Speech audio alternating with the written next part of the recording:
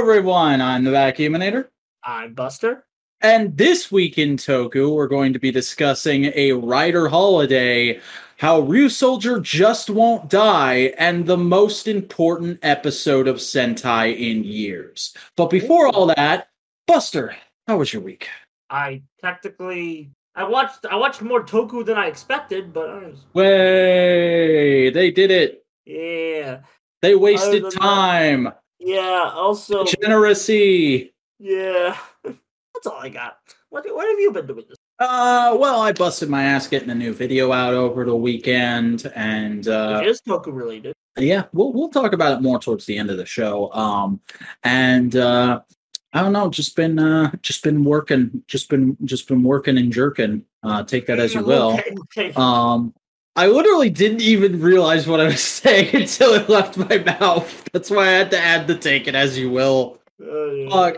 It's been a long Monday, and I'm a little tired. But hey, everybody, if you want to hear more goofs and gaffs like that, definitely support us here at Modular Media. Give this podcast a like, comment on it if you're listening on YouTube, subscribe, ring the bell in order to enable notifications so you can get every Modular Media podcast as they come out. If you're listening to this on some kind of podcasting platform, please give us a follow. It helps us out with that algorithm as well. And if you want to keep up to date with anything and everything we're doing, follow us on Twitter at the Modular Media and join the subreddit r/Modular Media. But yeah, getting all that out of the way and getting into another kind of obligatory thing, or at least it feels pretty obligatory in this day and age. But it's Kaixa Day, everybody. Kaixa Day, everybody. When we're recording this. Okay, well, let's explain. This is the first official TWIT Kaixa Day special. Kinda. I don't know what we're gonna call this. That's got to be the title now. The first TWIT Kaixa Day special. Yeah. So, Kamen Rider Kaixa is the secondary writer of Kamen Rider 5s, and the number of inputs is 913. The day Kaixa Day happens is September, which is the 9th month of the year, and the 13th day of September. So, makes sense. They didn't really do anything that big this year. Usually there was last year there was a Kaixa manga announcement, and during the Geo time period there was a full-blown cover of Justifies. But other than that, it's a pretty chill Kaixa Day. Still a fun. We want to talk about why he has his own holiday out of all the fucking Kamen Riders there are out there, though. I explained it. Personality. No, because the thing about the character is he's an irredeemable bastard, and he was one of the first characters in Kamen Rider we got like that. So everybody was kind of laughs. Yeah, but everybody was kind of in love with him at the time, and that's why. And that's why Kaixa Day became a thing. However, I would be remiss if I didn't clarify. I don't love him. I don't love really anything about Fives outside of the suit designs. I think it's a pretty bad show, but that's my personal opinion. I like Five, but hey, I was I'll put it this way: I dropped Fives 3 or 4 episodes after Kaiza debut.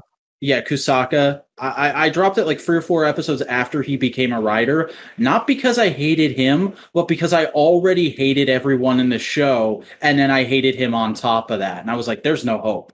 Everybody says he's the best thing about this show. There's no hope. I'm out. That's fair. On more positive news, so I've been watching the French Dino Fury airings. We're not going to discuss them, so you're spoiler free for now. For now. Because these episodes have some big stuff in them, and we're getting the UK airings, which are the original English airings of the episode. So next week, or whenever we get rips of the Dino Fury UK airings, we're going to be discussing them at the end of the show, just so we can give you some time to, if you want to watch the Nickelodeon airings to, just exit out of the video at the end. And Mac's doing something. He's doing something wacky. Or he's not doing anything wacky at all. I don't know. My alarm to record the show was going off on my phone. Yeah, I thought you were getting a prop. Anyway, so that anticlimax aside, we're going to be discussing the International Dino Fury episodes, which are just the regular Dino Fury episodes. Because I think we'll still discuss it under new episodes. We'll just move it to the back of new episodes so people who don't want to get spoiled can leave the show early. Yeah, we'll probably still give, like, when the Nickelodeon airings happen, we'll probably still give, like, a quick second thoughts on the episode. Maybe not, like, we'll rewatch it, but we'll think, oh, yeah, that episode was okay. Like, reminisce. Yeah, it'll definitely be a super short second thoughts for me, because the reason I chose not to watch the French airings, and I'm guessing you probably don't have this, but I have this thing where, like, there's so much fucking media out there, I can only really stand to watch something new once these days. I'll occasionally go back and rewatch stuff from when I was a kid, but not anything from, like, 15 onwards. I'm, like, one and done, because I need that hit, and then I'm gone, but it'll start to fade after a couple of days, so I'm waiting. Half and half about that, and I still view it as new, because, the French airings have a French dub. I just watched titles, which, let me just tell you, the subtitles they were Google translated subtitles. They were pretty funny. We got Nazi laugh, we got flamboyant key. It was great stuff. Sick. I, however, will be waiting for the English airings, just because I want to hear it in as close as the original intention as possible. Also, we're kind of clouds. Not to spoil anything, but Vac lied. We'll put it that way. I had information I believed was true at the time. Yeah. Basically, remember what we said about Zed? Just forget that. Yeah. Consider this us printing a retraction. Yeah. For those of you who know what the fuck a retraction is. But no, and also just because this is the first time it's happened in the history of our show, for those of you who don't understand why we're putting such a precedent on the UK airings instead of, because this kind of transitions us into the news, Dino Fury is returning to Nickelodeon in the US on the 18th. However, we don't know if they're going to be playing the episodes that aired on Netflix first, or if they're just going to be jumping in where Netflix left off. So there's also this thing where in the UK, Power Rangers still airs new episodes every weekday when they have them, instead of just once a week like it is over here now. Yeah. So the UK typically, and they don't have the hiatus, so the UK will get to the point we're at way quicker, and will finish out the season way quicker than we ever do. That's been like a thing, I think, since Megaforce. Yeah, I think, like, Beast Morphers, that's when, like, we started to, like, at least I started to watch the international, because, like... Knew about them during Dino Charge. Yeah, I know, like, the Megaforce, it was a big thing about all the episodes happening at once. I was only on YouTube at the time, so I couldn't, like, go on Twitter and find, like, clips of the episodes, but, like, yeah. Yeah. So... We'll be checking out the show that way, and quite honestly, I hope Dino Fury and Dino Fury Season 2 is the last time this happens. I hope we finish out the contract with Nick, and like that somehow also undoes this international BS, because, like, I understand them airing it that way. That's fine if they want to do it that way, but, like, do it in a way that lines up with how we're releasing it over here. Like, maybe just wait until we're finished with the show, or you won't get ahead of us. Yeah, and that causes people to, pirate the show, which means less money, but you're gonna do. And the ratings go down, so whatever network Power Rangers is on thinks Power Rangers is less valuable. And that's basically what happened with Nick. Just, like, the leaks and just general decline of the show, and just bad time slot made the ratings plummet, along with just in general TV ratings. But, yeah, so hopefully the impending Netflix era will kind of put a patch on that, is what I'm saying. Speaking of streaming... So kind of interesting thing that happens. Actually, it started last week, but we didn't think to talk about it until this week, because it's not really news per se, but it is like an important advancement in the way to watch the show, the stuff we talk about here. Because on the official Power Rangers YouTube channel, which is just called Power Rangers Official, although the URL is PR Samurai Cast, because I think it was the original Ranger Crew YouTube channel, and then they just gave it to Hasbro.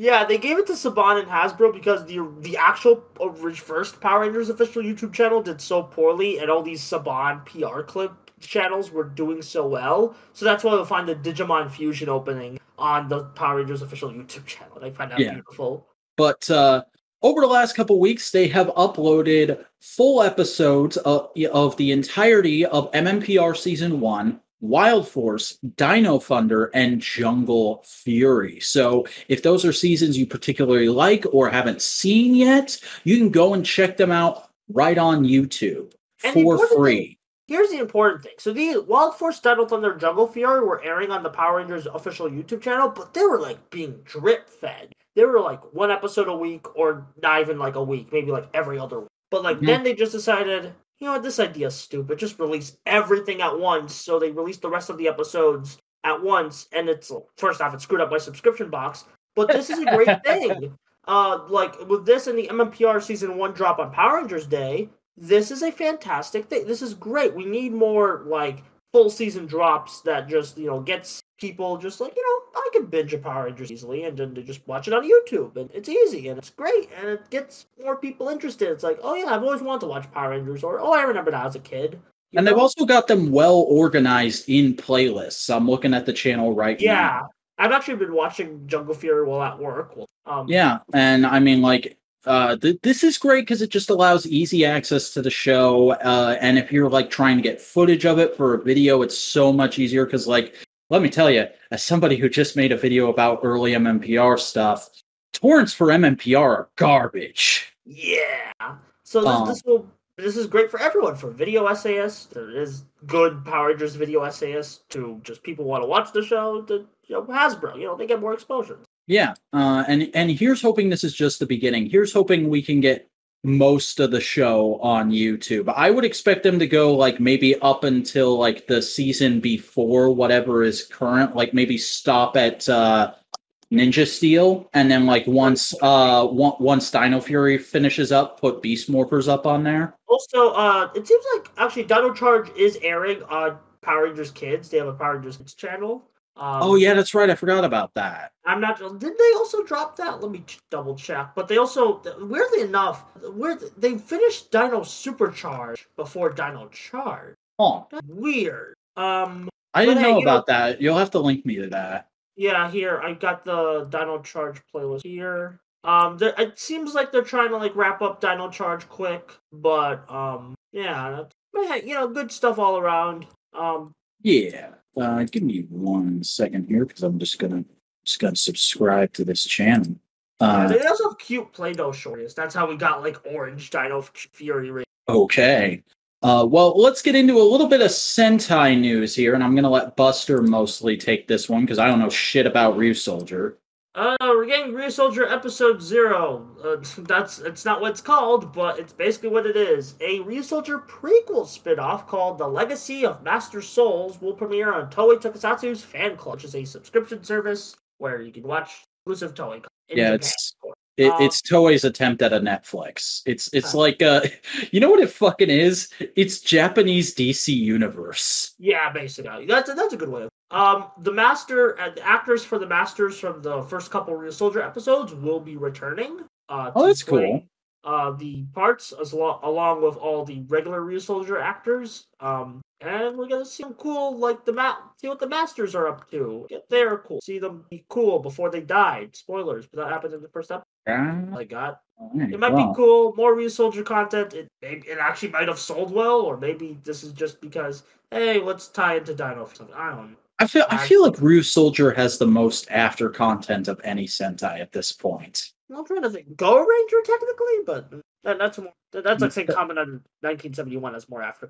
Yeah, Hongo coming back for a big anniversary movie. I wouldn't count as after content for 1971. Yeah, that's more legacy. Yeah. There's a difference, I swear. We're not... Man. But speaking of which, let's get into a little bit of Kamen Rider news with an SH Figuarts announcement. Bandai has announced that they will be doing a premium Bandai release of SH Figuarts Shinchoku Seiho Kamen Rider Kuuga Rising Ultimate. Apparently we're getting this before Titan Form. Why? Decade? Fuck that. This is the worst fucking Kuuga form. It's one of the worst rider forms. I hate this suit. I hate the concept behind this suit. The fact that it got a figure art once was like, all right, I get it. It's a Decade tie-in because Decade was still relatively new at the time. But getting it again is just like, God damn it. Because people are going to buy this because they want to have every Kuuga form, even though this isn't from the fucking show. Speaking of Decade, we got some unfortunate to go into. Our good pal Nickelodeon Gackt has announced he's going to be going on an indefinite hiatus. And if you're not aware of who that is, he's the guy who sung the Decade opening, and that's what us dumb Western Toku fans know him as. But he's like a big name singer in Japan, so this is kind of like a huge bomb. He did like what's it called? He's been in like that infamous Final Fantasy Dirge of Cerberus game. I like how that's the next thing you go to. He's just a really prolific and really acclaimed singer. Yeah, but like in the RPG like gaming community, people know Gackt for the Final Fantasy compilation 7 thing. Yeah. But basically, he's been struggling with vocal cord issues and other minor medical things. It says here, for the last couple of years, and it's now gotten to the point where he just has to take a break until either he's ready to come back or he kicks the bucket, which is really unfortunate. You hate to see someone's career end that way. You always want to see artists ending their career on their own terms.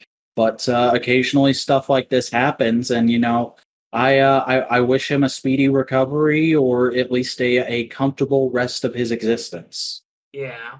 Anything to add, Buster? Nope, just hope he recovers. All right. Our final news item for this week is Ultraman related because, and this caught me off guard because I've started checking right before we go live if there's any additional news that may have went up during the day, because usually I'll grab the news in the morning. And so I had completely forgotten that they didn't do this, but we're getting SH Figuarts Ultraman Zet Delta Rise Claw. SH Figuarts with an extra Ultraman figure. Yeah. It's not an extra figure. I think they're just giving us an effects piece for Alpha Edge. Joke. Oh, okay. Joke like SH Figure and Bellorak with extra. Okay. You cut out for a minute there, so I thought you just said with an extra figure in it. But no, this will come with the Bebiel sword, and it's going to come with an effects part that would be used by the Alpha Edge form Figuarts. And it's going to be a regular retail release, which is kind of surprising for a final form, especially released so long after the series. But I guess the fact that they just got done with the Trigger and Zet crossover makes this more desirable at the moment. Yeah. But it looks pretty good. I'd say the biggest problem with it is just the problem I have had with all the Zet Figuarts of around the crotchial area. It gets a little too gappy for my taste. I think it's Ultraman Figuarts. Yeah, fair enough. It really depends on how form-fitting the suit is supposed to be. Like Figuarts does not work for skin-tight costumes a lot of the time, design-wise. That's why Rider Figuarts is still the core brand. But that is all the news that's fit to print. So, Buster, why don't you take us along into new episodes? All right. Ultraman Trigger, New Generation Tiga, Episode 8, The Propagandic Invasion. I'm still need to catch up on Trigger, so what did you think, Zach? This was a nice step up from the last episode. I wouldn't call it, great, but it's good. It's solid compared to the first part of the Zet crossover. I really enjoyed the return of the Dada monsters and them just fucking everything up for the Trigger crew and seeing everybody running around the ship going crazy trying to stop them while freaking Aegis is just clowning on everybody and being like, yeah, this is dumb. Whatever, I'm going to be even dumber.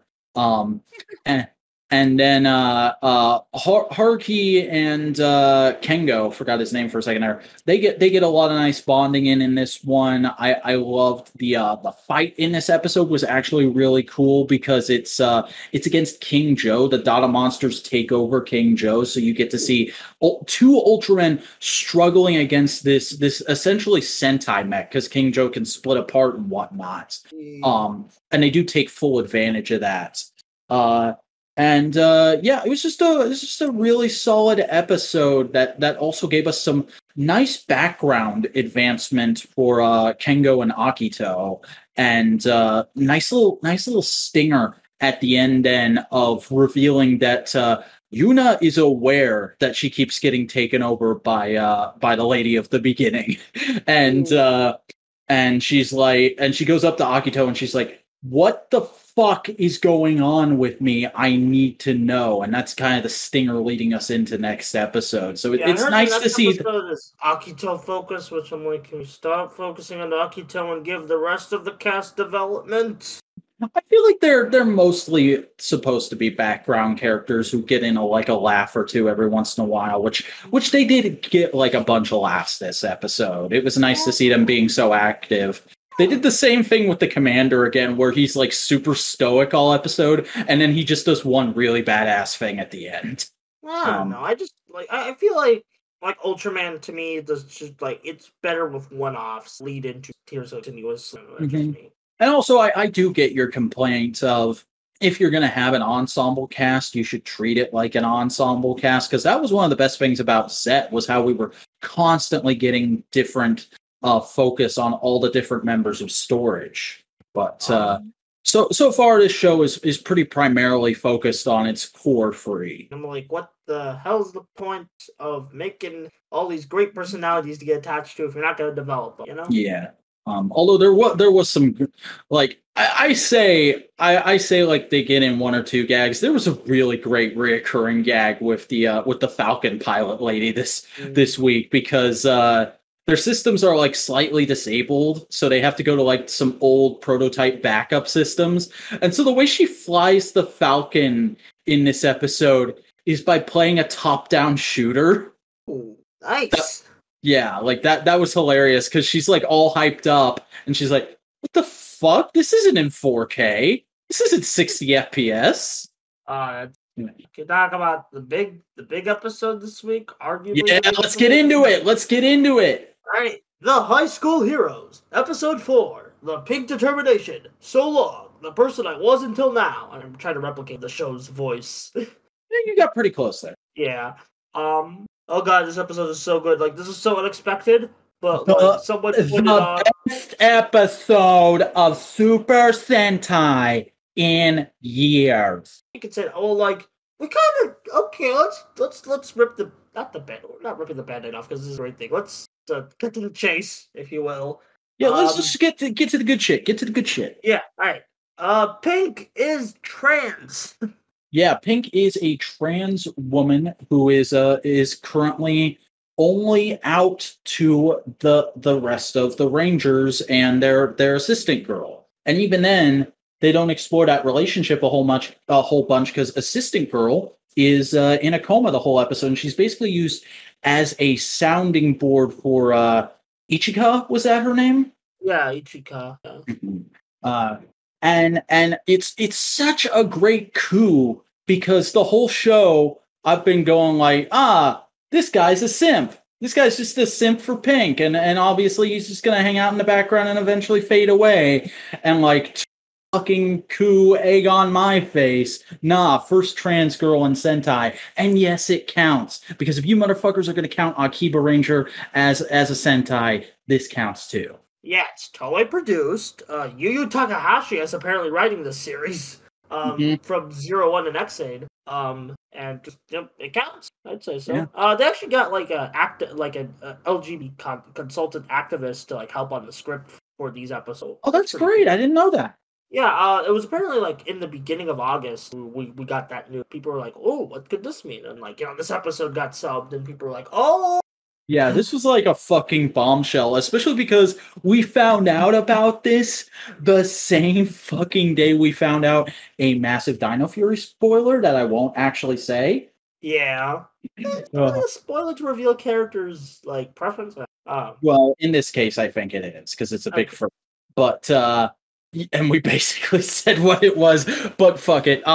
Yeah, no, this episode was so great, especially because it feels so mature with how it handles so many different aspects of things, like the way the rest of the crew reacts to it, the fact that, oh my god, it's a hot-blooded red who actually has to think about shit for a second and realize, like, oh, I was being an asshole there. I could have handled that better instead of just always being right and the rest of the team loving him.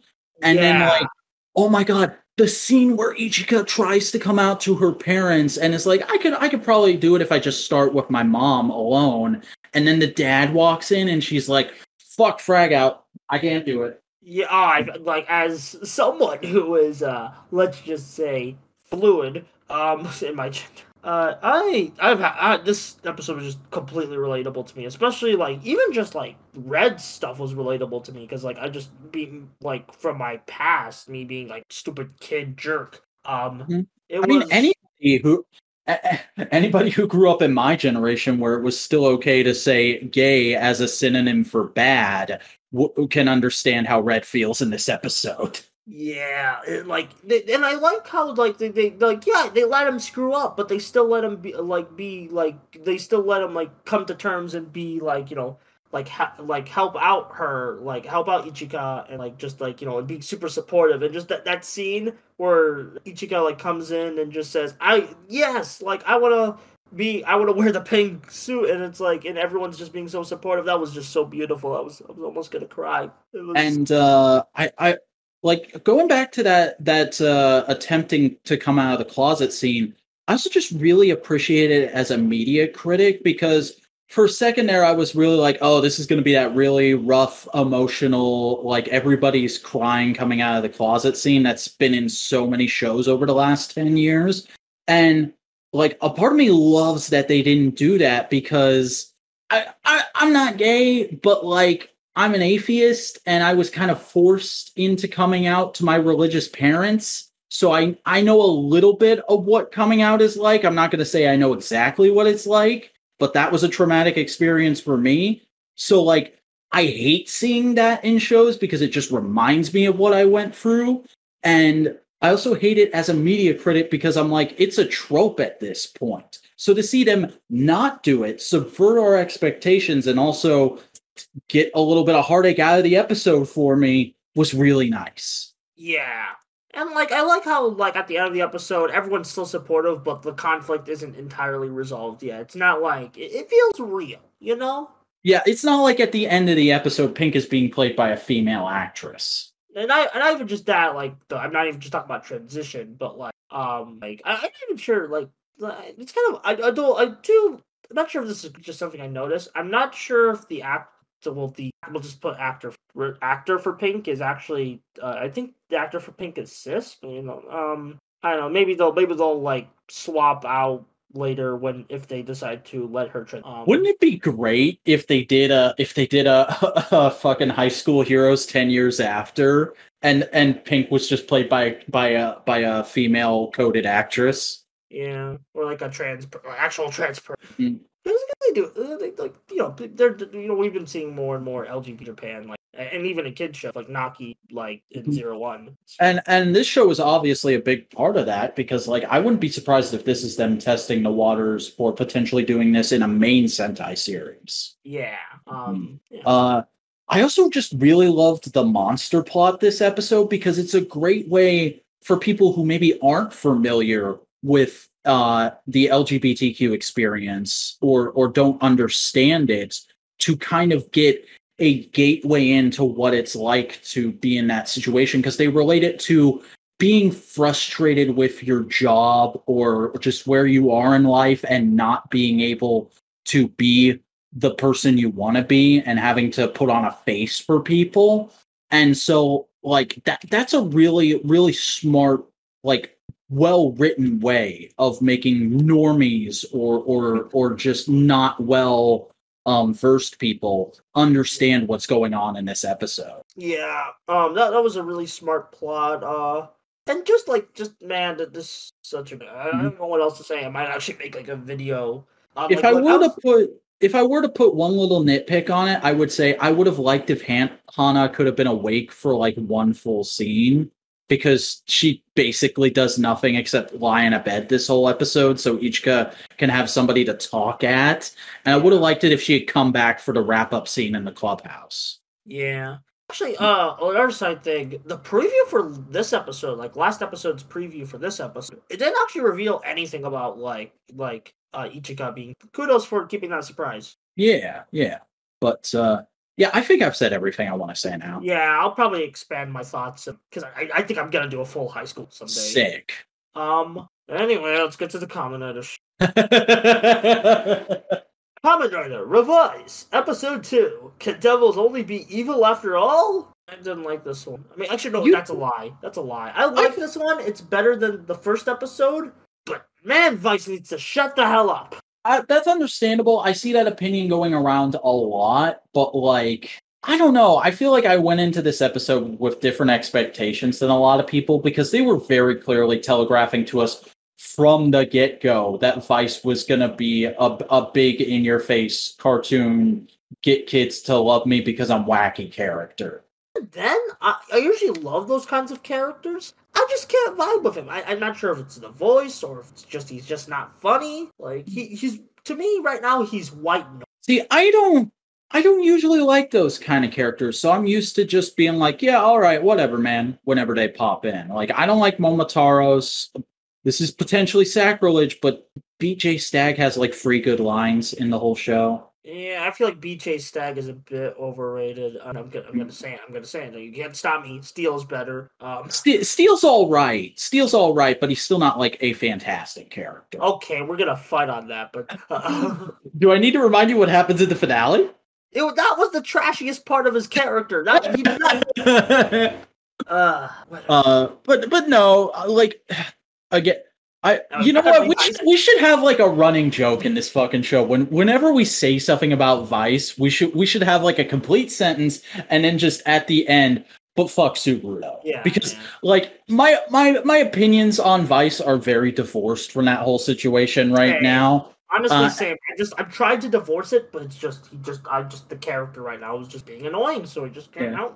Like Vice ain't a great character in his own right, but I do like how he factors into the plot of this particular episode. What with Iki having to make a contract with him and everything, and trying to get him under control so that he can justify being a writer while everybody is screaming at him.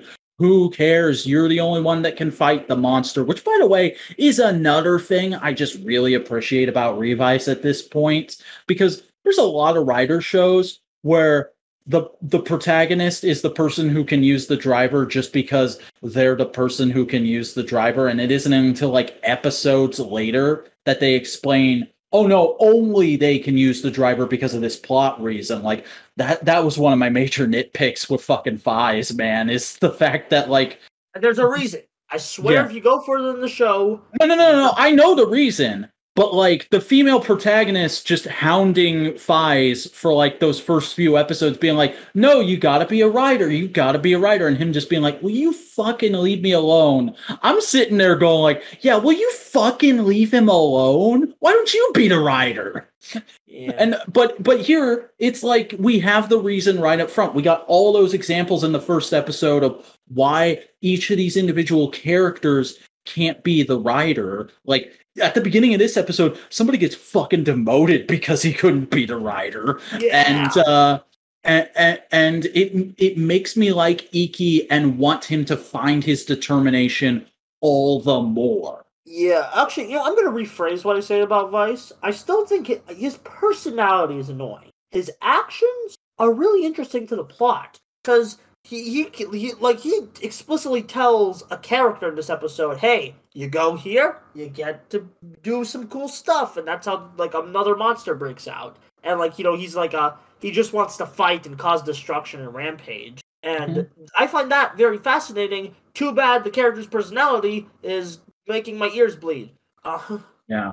I do also like the way they handled the person of the Monster of the Week format this episode, because there's fucking 2 of them, and yet they never feel like they're taking away screen time from the main cast, and they also never feel like they don't have as much as they need. Like, they're in this episode exactly as much as they need to be. We're focusing on our primary cast, and it all feels earned and like it works towards the plot. Like, this is such a solidly paced episode, even when we take time out for a big dumb bike sequence. Yeah. That bike sequence was actually pretty good. One of Vice's only good jokes in the life. Mm-hmm. And mainly because it's what I expected more out of him than him just yelling. It's more just slapstick and effects bangling instead of just him being like, ah! Yeah, hopefully we get more stuff like that going forward. Yeah. How you feeling about that intro though? Because I saw some people kind of poo-pooing it on the TL. The song is good. It took me a while to warm up to the visuals, but I think I like the visuals. Yeah, I like them. I know a lot of people were saying they don't fit with the song at all, but I'm sitting here going like, no, look at the lyrics. It's perfect juxtaposition. They're talking about like the demon hiding in your heart and letting your true self out, and it starts with like, what's a fucking thing everybody does that nobody actually wants to do and kind of like makes them agitated while doing it? Fucking house chores. That's the first thing we see in the intro, is the whole family doing house chores and putting on these big fake smiles. And then when the song picks up, we jump into rider action. It's brilliant. Yeah. It is pretty good. I do like a lot of the visuals, like Vac bullied me because I like one shot in the opening that looked like Build, and I had to face it that it was a Build stand.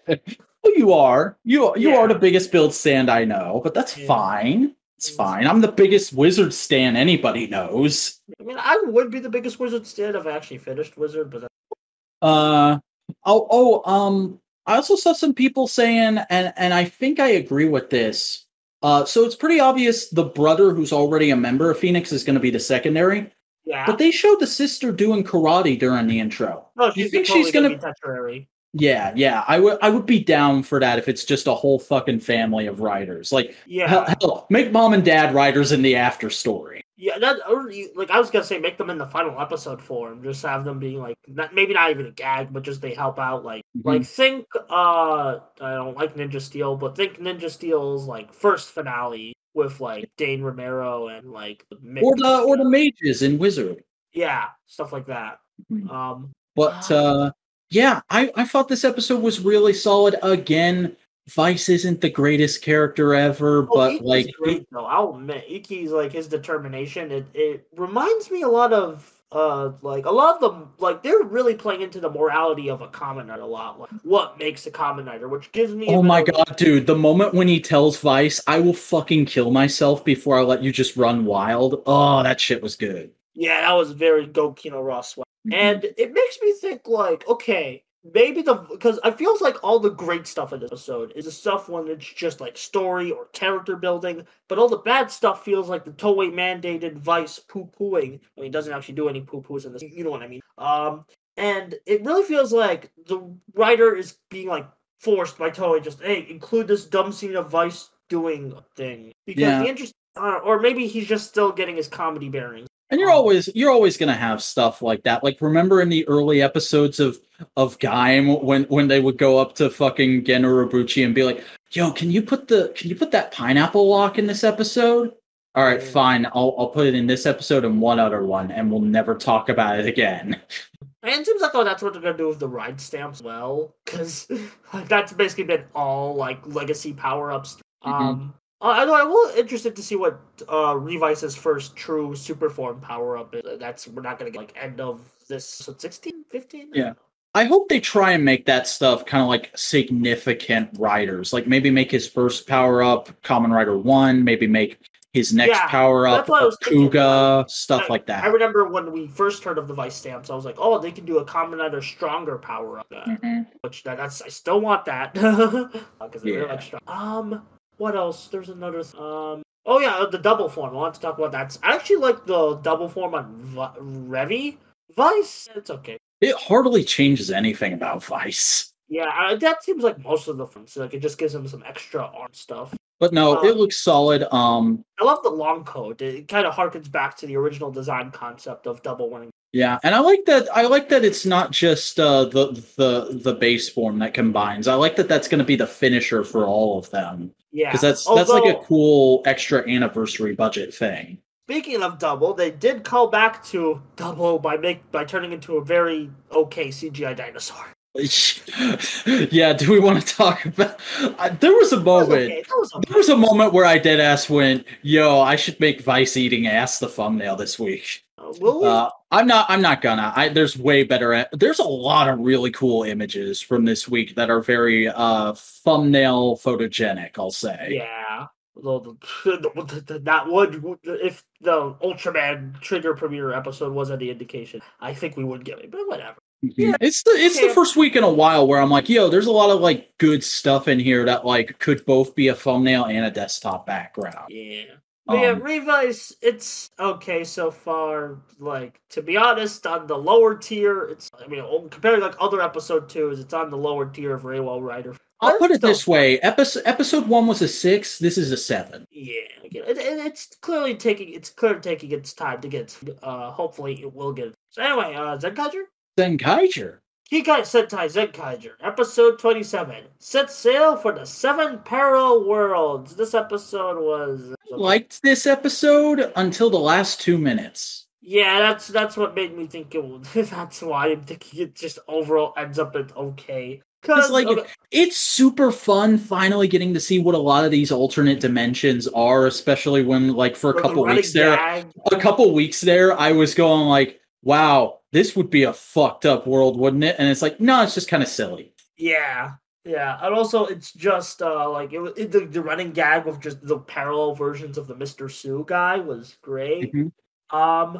Which makes me wonder, where's the Kaito Kikainoi? Where's that guy running around? I think we'll see him in the movie. If there was a movie. That would be so cool. Like fucking bring back the Zenkai Red thing. Yeah. The Zenkai Red versus Kikainoi and Kaiser or something. Yeah.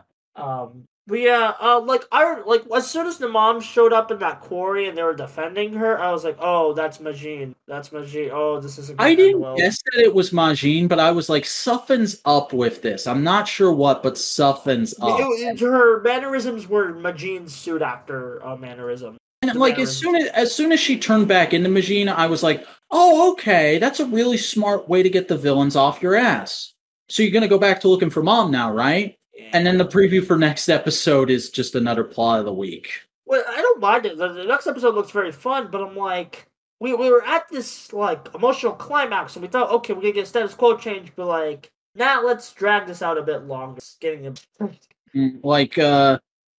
I'm willing to put up with it being dragged out a little bit longer, but if mom's not back home by episode 32, I'm gonna be like, this is bullshit. And it's not gonna I feel like I'll just be like. Because that guy, it's great stuff, but I just feel like the plot needs to progress a bit more, because, ever since the 2 Kaiser episode, we haven't really gotten a big status quo shakeup, and I'm no new Rangers, no new power-ups. I mean, even if we do get new power-ups, it's very, okay, it's still the same thing we usually do.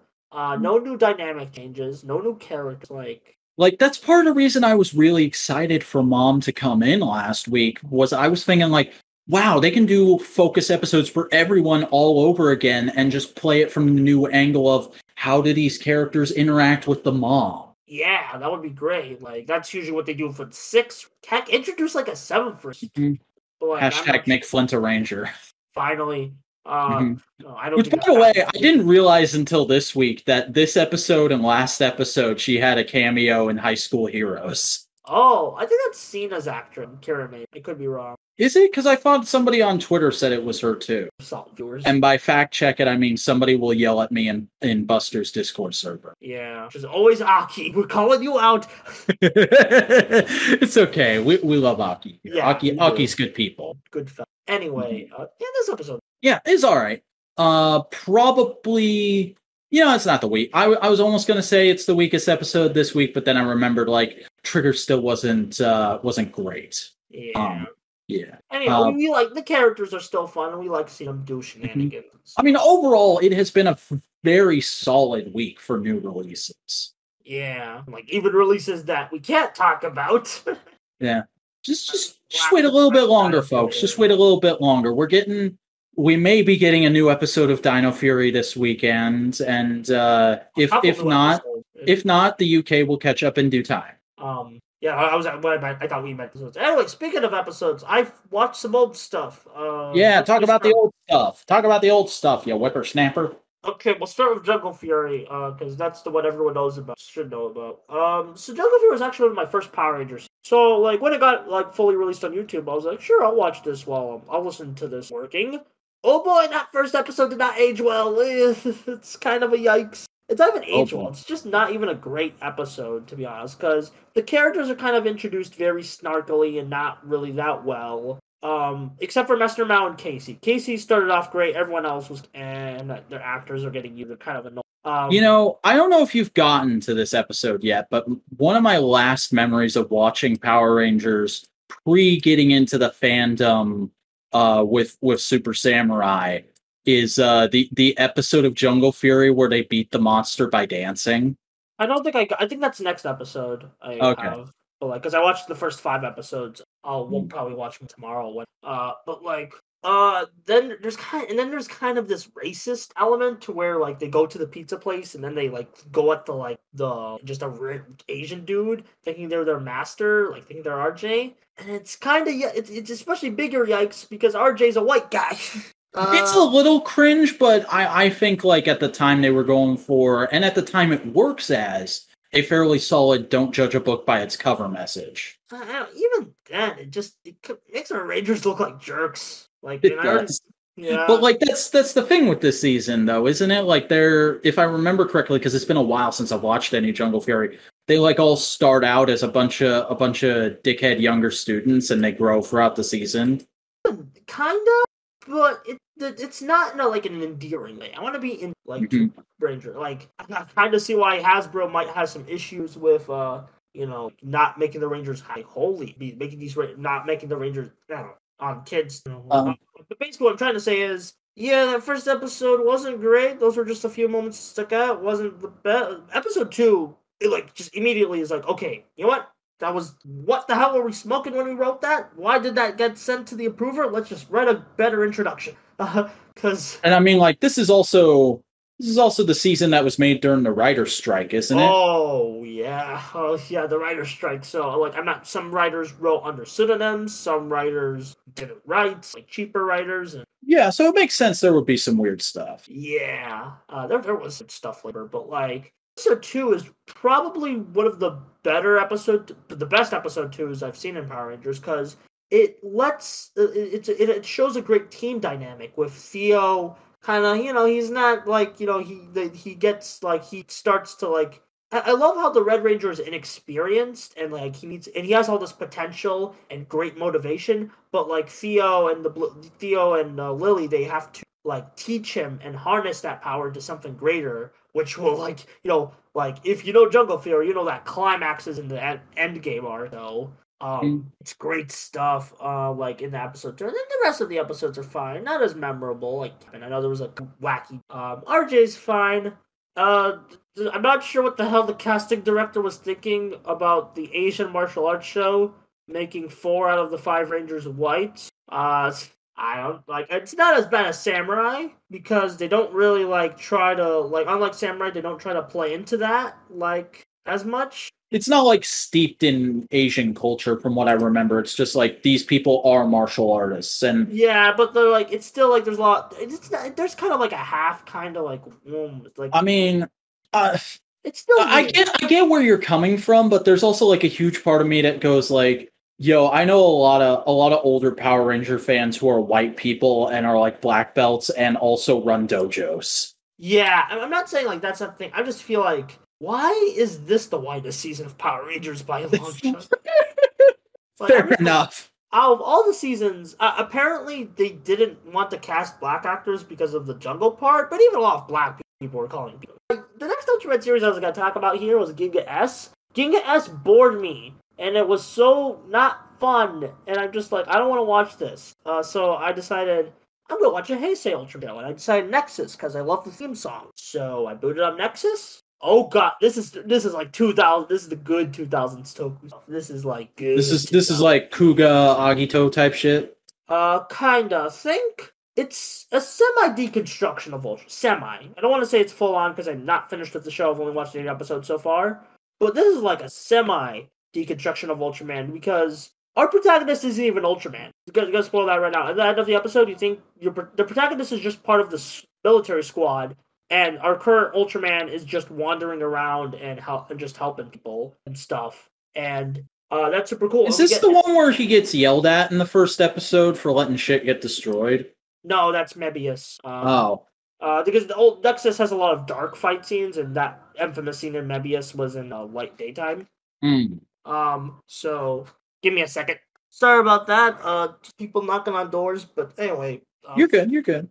What was it talking about? Oh yeah.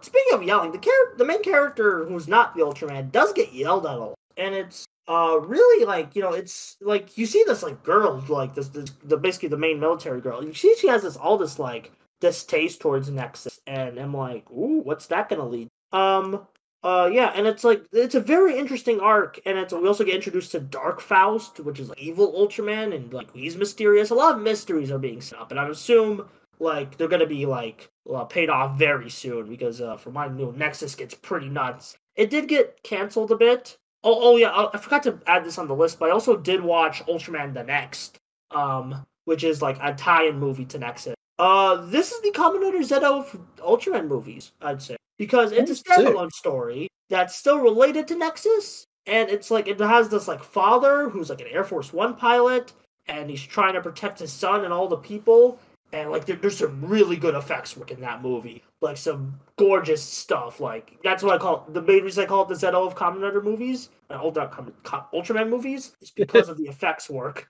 And like it's some beautiful stuff. The next suit is great.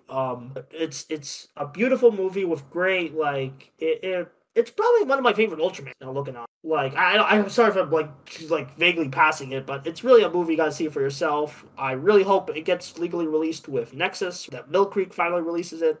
Well, I'm glad you've told me all this, because like that was a show that I had initially kind of passed over when I had picked out all the Ultraman shows I wanted to watch. So now you giving it and the next all this high praise has made me just we're talking now. I've added it to my to watch list. Nice. But like Nexus is one of the most beloved Ultraman series, even if it got like it didn't get its final arc was heavily shortened stuff, but it still like paid off beautifully. And I'm just so excited to keep going with it. I'm probably gonna go faster with Jungle Fury because I listened to that at work. But Nexus I'm gonna like go like a bit slower because. But yeah, good stuff. I probably should have watched Tiga first, but Nexus interesting. All right. Well, I think that's everything we have to talk about for this week. So, Buster, why don't you go ahead and tell everybody who you are and where they can find your content? What's up, Buster Corp? If you liked hearing me ramble for the last 10 minutes of this podcast, I have a YouTube channel where I do just that, but in scripted form. I just released a video on Undertale for the anniversary of the game. I really want you to check it out because it's not doing the best right now. And, I also do other videos on Toku, video games, cartoons, stupid Scott the Woz videos, all that. So go check it out. Buster Corp YouTube channel, at BusterBluey3 on Twitter if you want more ramblings. Yeah. Sick. I am the Vacuuminator, another YouTuber who rambles about things in scripted form. I just put out a new video. It's potentially the first in a new series for me. Taking a look at the very first episode of Mighty Morphin Power Rangers, sort of in belated celebration of the anniversary. So if you want to give that a watch, please head over to my channel, youtube.com/c/thevacuuminator, which is spelled THEVACUUMINATOR. I'm also on Twitter at The Vacuuminator and on Instagram posting daily action figure photography at _Vacuuminator. Yeah, guys, that's going to do it for this week in Tokusatsu. So we'll see you right back here again next week to find out whatever happens that week in Tokusatsu.